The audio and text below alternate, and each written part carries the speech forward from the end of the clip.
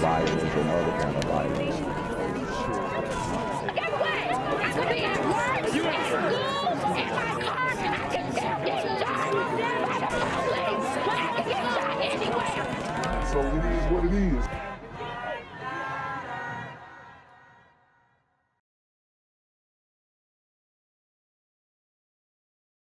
What's good, YouTube? It's a Black Gen Z Mindset. Make sure you go ahead and like, comment, share, subscribe, and let's get into the video.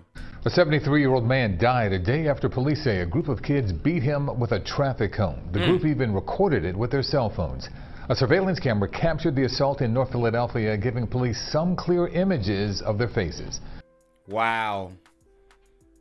These teenagers beat a 73-year-old man with a traffic cone.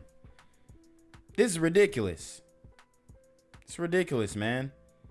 These super teen gremlins are on demon time. Eyewitness News reporter Ryan Hughes is outside police headquarters where he spoke to detectives just a short time ago. Ryan? Yuki, that 73-year-old man was attacked from behind and likely never saw it coming when those teens surrounded him. Police telling us 7 teens were involved. 2 attacked the man as the others watched. Their main weapon was a traffic cone, and tonight police are investigating if this group is possibly behind other attacks in the city. It is horrible. It's a horrible occurrence. Philadelphia police releasing new surveillance video that shows the violent attack in North Philadelphia. You can see a group of 7 teens following behind the 73-year-old victim, James Lambert, who was blurred by police. Then one of the boys beats the man with a traffic cone. Look, watch. This is a sister. So we got a lot of enabling going on. Knocking him to the ground. Mr. Lambert proceeds to get up, and he's attempting to walk away from the group again. And then at that time, you can see a female strike Mr. Lambert in the back. Wow. And we're supposed to cuff this. These women are violent, angry. Look at this one screaming. These super sister gremlins are on demon time. With the construction cone. Police say Lambert wasn't far from home, walking across the 2100 block of Cecil B. Moore Avenue back on June 24th around 2:30 in the morning when he was ambushed. Lambert suffered injuries to his head. He was taken to Temple University Hospital. And he looked like Uncle Drew. You know Kyrie Irving, he puts on the old man costume. I mean, he looks like Uncle Drew, man. I feel so bad for this OG right here, man. Totally caught off guard, attacked senselessly, and died the next day. I think that's awful. I really do. I think all of this is awful. Really is, because I have kids too. Cameras outside the Martin Luther King Older Adult Center and Stephen Klein Center YMCA captured the brutal beating. Seniors were horrified watching the video. I can't stand it. I'm tired of it. I've been tired of it. Police believe the teens are between 13 and 17 years old. After the attack, you can see one boy hop on a scooter. Police say he has a unique patch of blonde hair they're hoping you may recognize. I think a curfew, yes, could absolutely have prevented this. Man, super gremlins ain't gonna abide by a curfew. I mean, thou shalt not murder, right? We have laws against murder. They're not following this. So what makes you think they're going to follow a curfew? It's crazy. You know, this from occurring. But again. Matter of fact, we need to ban all traffic cones. They're a dangerous weapon. Ban them all. And there has to be parent involvement. And tonight, police are asking the parents of those teens involved to do the right thing and to turn your children in. They now could possibly be facing felony charges. Tonight, Philadelphia police also offering a reward up to $20,000 for information leading to an arrest and conviction. Live outside police headquarters, Ryan Hughes, CBS 3 Eyewitness News. Ryan, that video is so hard to watch. Thanks for your report. To our top story this morning, Philadelphia police are searching for a group of teenagers who brutally beat and killed a 73-year-old man with a traffic cone. The attack happened last month in North Philadelphia. Eyewitness News reporter Howard Monroe is live outside of police headquarters for us this morning with much more on the search for those teens. Howard. James Lambert's family is still coming to terms with his death. We spoke to his niece, who said that he was like a father to her. Now, this attack, it happened outside of the Martin Luther King Older Adult Center and Stephen Klein Center YMCA. The Martin Luther King Older Adult Center. MLK is catching bodies. He's rolling in his grave at the State of the Comunità today.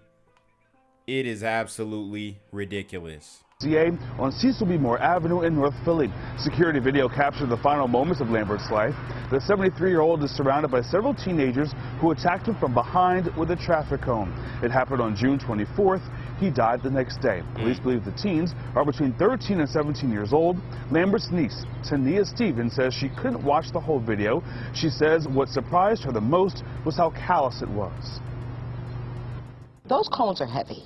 I mean, they're heavy, and to pick it up, it was a young lady is what I saw, to pick it up with such force and to throw it not once, but twice at a senior citizen's head. That was not a young lady, Grandma. That was a super sister gremlin on demon time. Laugh about it. And laugh, it was a joke. It says, it's sickening. It really was. Now, police say Lambert did nothing to provoke this attack. Police say they're also looking into whether these teenagers were involved in similar attacks around the city. Live outside of police headquarters, Howard Monroe, CBS 3 Eyewitness News. An incredibly disturbing story. All right, Howard, thank you so much. Brutal and deadly attack on an elderly man in North Philadelphia, all caught on camera. And police say a group of teens is... And look how happy and excited they are to do this. This kid right here can't be older than 13 years old. Sisters, come get your kids. Behind it. Friday evening, I'm Sarah Bloomquist. And I'm Gray Hall in for Brian Taft. The big story on Action News is a search for the 7 teenagers who police say killed that 73-year-old man. Action News reporter Annie McCormick joins us now live from Philadelphia Police Headquarters with the new information on this truly disturbing investigation. Annie. Yeah, Gray and Sarah, this happened 2 Fridays ago, and a short time ago, the homicide captain says that there's nothing in the investigation so far that indicates that there was any interaction or that the victim provoked these teenagers in any way. They are trying to identify the teenagers, and you're about to see the pictures are very clear. They're hoping at the very least that they can get through to the teenagers' parents. Police are searching for this group of teenagers responsible for the brutal beating death of a 73-year-old man at 21st and Cecil B. Moore Friday, June 24th, around 2:30 in the morning. In total, police say 4 males and 3 females followed the victim, identified as James Lambert. Watch as they use a traffic cone not once but twice to attack the victim. He suffered injuries to his head. Homicide Captain Jason Smith said at least 2 teens partook in the beating, and the medical examiner ruled Lambert's death as blunt force trauma. The message I would like to put out there would be to the parents of these juveniles. If they are aware that their son or daughter is involved in this incident, I think that the best course of action would be for them to contact an attorney and then contact the homicide unit. Police say there are other recent crimes they are looking into for a possible connection, but did not say which ones. The same day as Lambert's assault, but at 8:30 in the evening, a group of teens critically injured a 53-year-old man who was walking in the 1600 block of Mount Vernon Street. Today, senior citizens near the attack reacted, saying they hope seniors know there are services available to keep them safe. Makes you fearful for even coming out. And that's why I'm glad I have CCT, SEPTA van to take me back and forth whenever I have to go anywhere, because it's really scary to be standing out on a corner waiting for a bus. And as with all open homicides in the city of Philadelphia, there's a $20,000 reward for information that leads to an arrest. For now, reporting live outside of police headquarters, Annie McCormick, Channel 6. Action News. Gray. Horrific story. Annie, thanks for the update. I'm here on the corner of MLK and Frederick Douglass, where a shooting just took place. And as you can see, it's a pretty rough area. So I'm basically risking my life reporting on this madness. So make sure you do me a favor and hit the subscribe button. Like the video, hell, share the video. And make sure you go ahead and leave a comment down in the comments section to continue the discussion on how we can find solutions to all this son violence in the streets.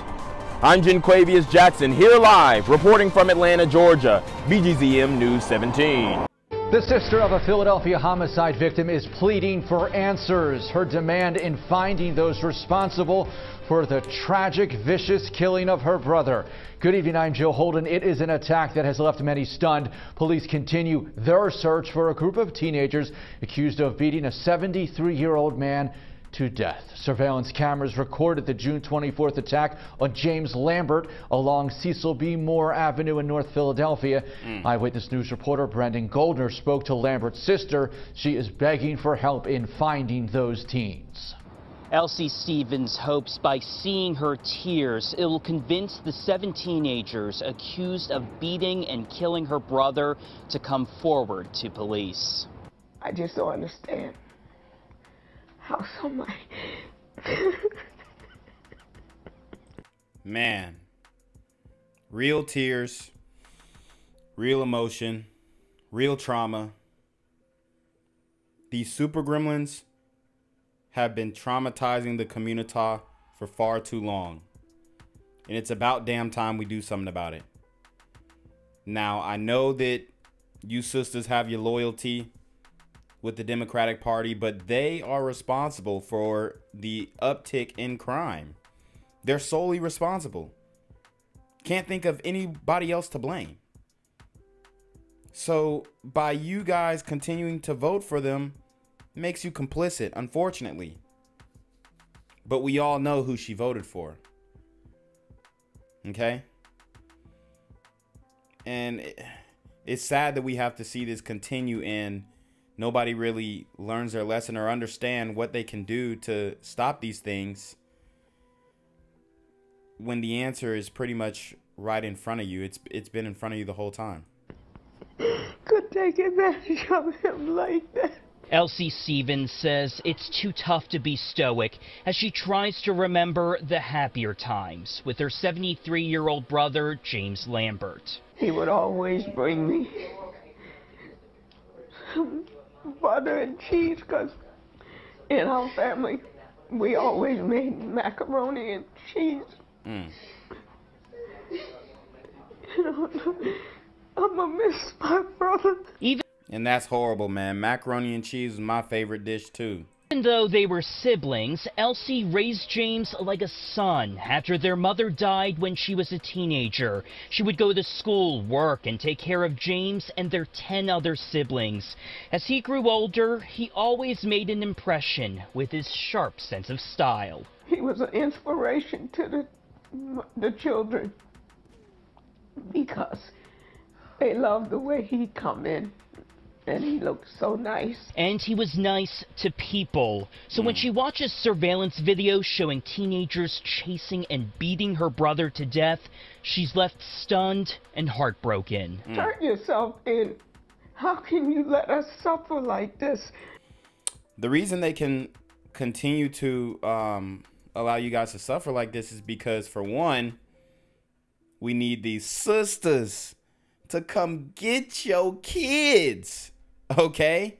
Their parents don't give a damn. They probably seen this. They don't care. A lot of them aren't going to take any action. They don't see anything wrong with their actions. Okay? But these flash mobs of these super teen gremlins on demon time are happening all across the country and nobody's addressing it. Okay? These little dusty super teen gremlins are out here terrorizing cities across the United States. Okay? That's why they're able to continue to push this stuff, and then if they get arrested, they could get released. They're juveniles. Okay? They'll be out by 21. And then next time they'll be taking somebody's life with, you know, a more lethal weapon.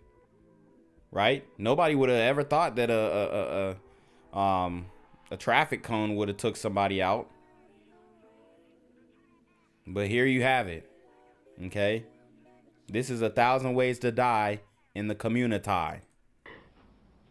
You took him away from us and then you don't have enough nerve to come and face the public to let them know that you were sorry. Police are offering a $20,000 reward for any information leading to arrests. We have contact information on the CBS Philly website. Brandon Goldner, CBS 3 Eyewitness News. Gang violence and other kind of violence. Get away! I could be at work, at school, in my car. I can still get shot by the police. I can get shot anywhere. So it is what it is.